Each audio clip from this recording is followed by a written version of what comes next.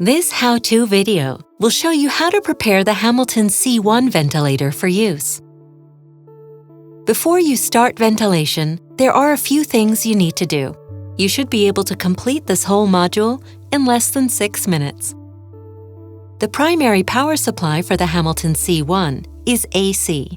If you have access to an outlet that supplies AC power, first check if the power cable is securely in place to make sure it can't disconnect accidentally, and then connect it to the primary power outlet.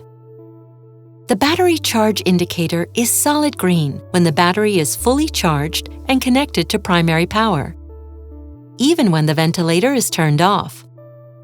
A mandatory backup battery protects the ventilator from low power or failure of the primary power source. If the indicator is flashing, this tells you the battery is still charging.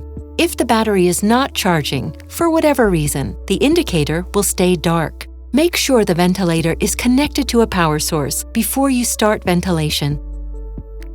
If you haven't done so already, connect the oxygen hose to the ventilator, and then to the gas supply or a gas cylinder. To connect the breathing circuit, you need to first install the expiratory valve. Then you can connect the breathing circuit and components, and lastly, the external devices and sensors. After this, you can perform any of the necessary tests, calibrations, and pre-operational checks. If you're using a heated breathing circuit, choose the correct circuit and expiratory valve set according to the patient group or selected treatment. First, install the expiratory valve set. If you're using an autoclavable expiratory valve set, you need to assemble the expiratory valve set first by placing the silicone membrane onto the expiratory valve housing. The metal plate should be facing upwards and be visible. Position the valve in the expiratory port, ensuring it is straight, and twist it clockwise until it locks into place.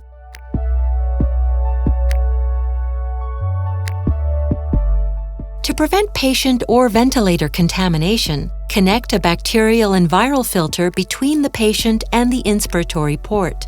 An expiratory filter is not required, but you might use one for infection control according to your institution's protocol. If you do use one, place it on the patient side of the expiratory valve.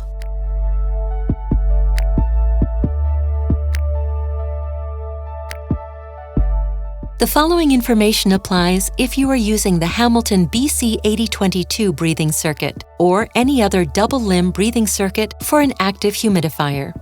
First, connect an elbow adapter directly to a bacterial and viral filter placed on the inspiratory port. Then, insert the humidifier chamber. Connect the shorter blue tube to the inspiratory port on the ventilator, and connect the expiratory tube to the expiratory valve. Install a water bag or bottle above the humidifier. Then insert the water feed line into the water bag or bottle. Make sure that all the electrical contacts on the breathing circuit match the connecting element on the humidifier. Now you can insert a flow sensor into the breathing circuit in front of the patient connection, that is, the Y-piece. Then attach the blue and clear tubes to the flow sensor connection ports. To prevent water accumulating in the flow sensor and tubing, position the flow sensor tubing on top of the flow sensor. The gas temperature is measured at the Y-piece by the temperature probe integrated in the inspiratory limb. Make sure you keep the inspiratory limb positioned correctly. If you're using a mainstream CO2 sensor, you can connect it now to the corresponding connection port. Slide the CO2 sensor onto the airway adapter. Align the arrows on both components and press them together until you hear a click. Then, connect the sensor with the airway adapter to the breathing circuit before the flow sensor. Position the breathing circuit so that the tubes can't be pushed, pulled, or kinked if the patient moves.